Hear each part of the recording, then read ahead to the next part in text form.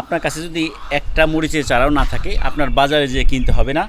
Just একটা trick follow করলেই আপনি একেবারে একরকম বলা যায় বিনা পয়সায় অনেকগুলো মরিচের চারা তৈরি করতে পারেন বা মরিচের চারা উৎপাদন করতে পারেন। এবং ছাদ বাগানে যদি আমার মতো কিছুটা জায়গা আপনার থাকে, তাহলে কিন্তু আপনারা এই যে এরকম মরিচ গাছের চারা রোপণ করে মাশাআল্লাহ দেখেন এরকম মরিচ কিন্তু খাওয়া সম্ভব। এবং এই মরিচগুলো এতটাই ঝাল, এবং জানি না এই ডিসপ্লেতে কতটুকু আসতেছে বা ক্যামেরাতে কতটুকু আসতেছে, এই যে থোকায় থোকায় কিন্তু এখানে মরিচ ধরে আছে মাশাআল্লাহ। তো এরকম মরিচের চারা আমরা কীভাবে উৎপাদন করতে পারি, এবং এরকম মরিচের চারা যদি আপনার 2-4টা থাকে ছাদ বাগানে, আশা করি আপনার বাড়িতে অন্তপক্ষে 2-3 জনের ফ্যামিলি বা 4 জনের ফ্যামিলি যদি হয়, আপনার এই চাহিদাটা কিন্তু এখান থেকে পূরণ করা সম্ভব। তো এই মুহূর্তে আপনাদের সাথে আমরা শেয়ার করতেছি হারুন ব্লগ ভিডিও। তো পৃথিবীর যে প্রান্ত থেকে আমাদের ভিডিও আপনারা দেখতেছেন, আশা করতেছি সবাই ভালো আছেন, সুস্থ আছেন। আমিও ভালো আছি আলহামদুলিল্লাহ। ওই একই মরিচের জাত আমার এইখানেও একটা আছে চারা, এই যে দেখতে পাচ্ছেন।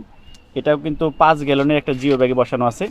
এখানে আরেকটা জাতের আছে, এবং আরেকটা হচ্ছে যে যে কালো মরিচটা বললাম, এই দেখেন কালো কুচকুচে কালার, এবং চমৎকার অনেকগুলো করে মরিচ ধরে, এবং এত ঝাল একটা তরকারিতে 3-4টা দিলেই যথেষ্ট। তো এইটার চারা উৎপাদন করতে গেলে যেটা করতে পারেন, একেবারে সহজ বুদ্ধি, আপনার বাজার থেকে একটা শুকনো মরিচ কিনে নিয়ে আসবেন। অনেক সময় মানুষ শুকনো মরিচে কিন্তু ভর্তা খাই আমরা।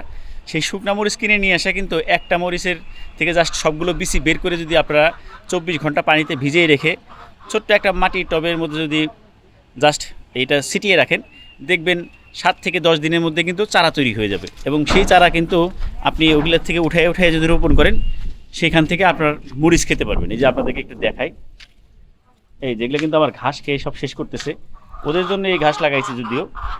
এই যে আমার খরগোশগুলো, এই মরিচের চারা যেগুলো আমি উৎপাদন করছি, এবং এই উৎপাদন করার জন্য আমি যেটা করছিলাম, তার আগে একটু পেঁপের চারাগুলো একটু উঠাই দিই, বাতাসে আসলে প্রতিদিনই পড়ে যায় শুধু।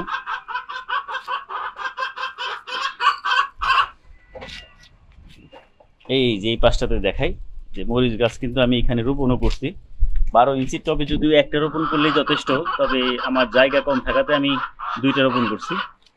এই যে দেখেন এরকম যদি পাকা মরিচ নিয়ে আসেন, এই পাকা মরিচের বীজ জাস্ট খালি আপনি বের করে নিয়ে পানিতে একটু ভিজিয়ে রাখবেন 24 ঘন্টা, এরপর মাটিতে ছড়াই দিলেই কিন্তু কয়েকদিনের মধ্যে দেখবেন সেখান থেকে চারা বের হবে।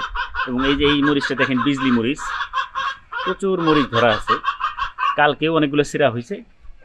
তো এইভাবে যদি আমরা অর্গানিকভাবে ছাদ বাগান করতে পারি, সেখান থেকে কিন্তু মরিচ আপনার বিভিন্ন রকম লাউ সবজি সহ সব কিছুই খাওয়া সম্ভব।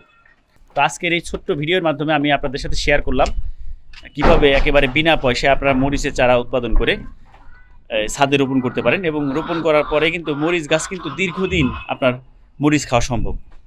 তো সবাই ভালো থাকবেন, আল্লাহ হাফেজ।